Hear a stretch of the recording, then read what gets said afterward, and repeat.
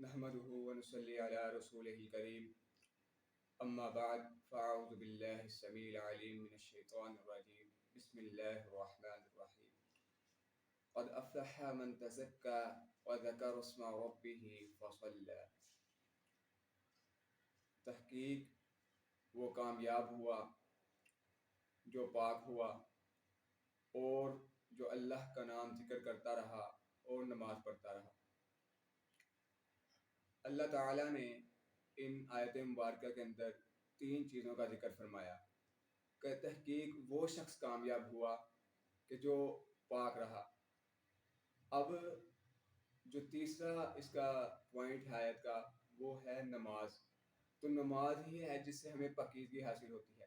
جب انسان نماز پڑھتا ہے تو نماز پڑھنے کے لیے وضو ضروری ہے، تو انسان وضو کرتا ہے.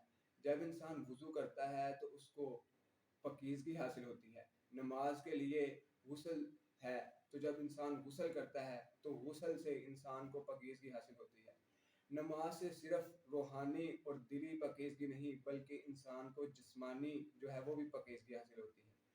ایک نبی کریم صلی اللہ علیہ وآلہ وسلم کی حدیث ہے کہ نبی کریم صلی اللہ علیہ وسلم نے ارشاد فرمایا کہ تم میں سے کوئی شخص ایسا ہو کہ جس کے گھر کے آگے سے ایک نہر گزرتی ہو اور وہ شخص روز اس نہر کے اندر 5 وقت غسل کرتا ہو، 5 وقت نہاتا ہو، 5 وقت پاکیزگی حاصل کرتا ہو، تو کیا اس کے جسم کے اوپر کوئی میل کچیل باقی رہے گی؟ تو صحابہ کرام رضوان اللہ علیہم اجمعین نے فرمایا کہ نہیں، کوئی میل کچیل باقی نہیں رہے گی. تو نبی علیہ السلام نے ارشاد فرمایا کہ اسی طرح جب کوئی شخص 5 وقت کی باقاعدگی کے ساتھ نماز ادا کرتا ہے تو اس کے جسم کے اوپر کسی قسم کی کوئی جو ہے گناہ باقی نہیں رہتے، سب گناہ ختم ہو جاتے ہیں اس کے 5 وقت نماز پڑھنے سے.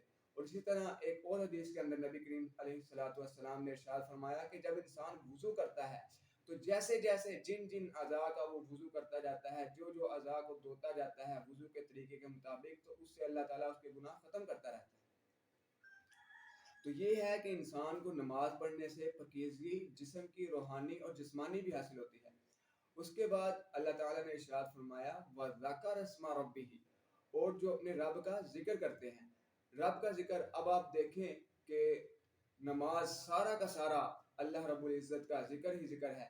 اس کو اللہ تعالیٰ نے اپنے قرآن پاک کے 21ویں پارے کی پہلی آیت کے اندر بھی بیان فرمایا کہ نماز اللہ تعالیٰ کا ذکر ہے. ذکر سے نماز کو تعبیر فرمایا. اور ویسے بھی اگر دیکھا جائے تو عام انسان کو بھی یہ پتہ لگتا ہے کہ نماز ساری کی ساری اللہ تعالیٰ کا ذکر ہی ذکر ہے. اور نماز پڑھنے سے انسان کو ایسی روحانیت حاصل ہوتی ہے.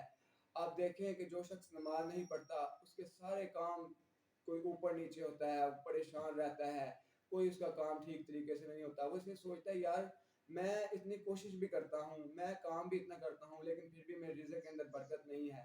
تو اگر آپ کو ایسا لگے کام میں یار ہی نہیں ہے تو اپنی نمازوں کو بہتر کریں.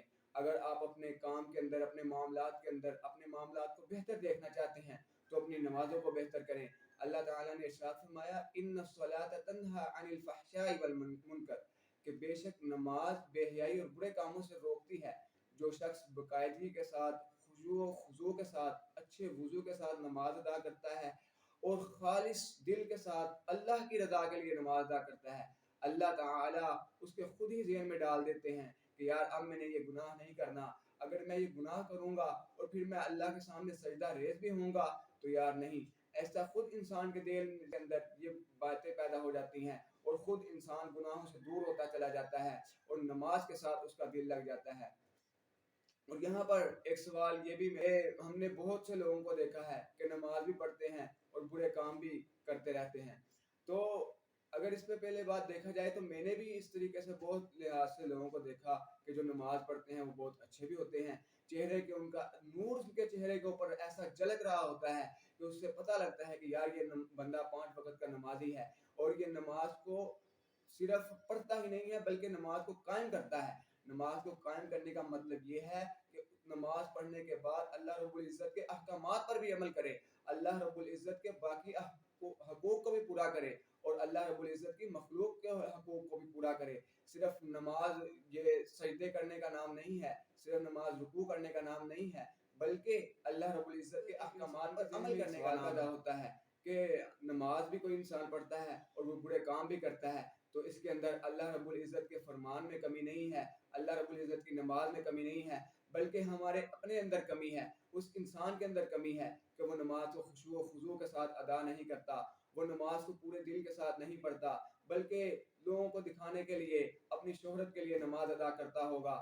اگر وہ اچھے طریقے سے کے ساتھ وضو کرے، وضو کے اندر خشوع و خضوع لازمی کو پکڑے اور نماز کو خالص دل کے ساتھ، خلوص کے ساتھ صرف اللہ تعالیٰ کے لیے ادا کرے، تو انشاءاللہ ایک وقت آئے گا کہ آہستہ آہستہ وہ گناہوں سے دور ہوتا چلا جائے گا اور اللہ تعالیٰ اس کو ہدایت کا نور عطا فرما دیں گے، اور اس کا بدلہ انسان کو دنیا کے اندر بھی اور آخرت کے اندر بھی بہت اچھا عطا فرمائیں گے۔ نبی علیہ الصلوۃ والسلام نے تو نماز کو اپنی آنکھوں کی ٹھنڈک کہا ہے، اور جب نبی کریم صلی اللہ علیہ وآلہ وسلم کو کوئی مشکل آتی، کوئی پریشانی آتی، صحابہ فرماتے ہیں کہ نبی کریم صلی اللہ علیہ وسلم نماز کو لازم پکڑتے، کہ جب کوئی ایسا مسئلہ درپیش آتا تو اللہ تعالیٰ کے ہاں سجدہ ریز ہو جاتے، اللہ تعالیٰ کے ہاں رکوع و سجود کو اور قیام کرتے کہ اے اللہ کہ میں تیرے پاس حاضر ہوں، تو ہی میری اس مشکل کو آسان فرما سکتا ہے۔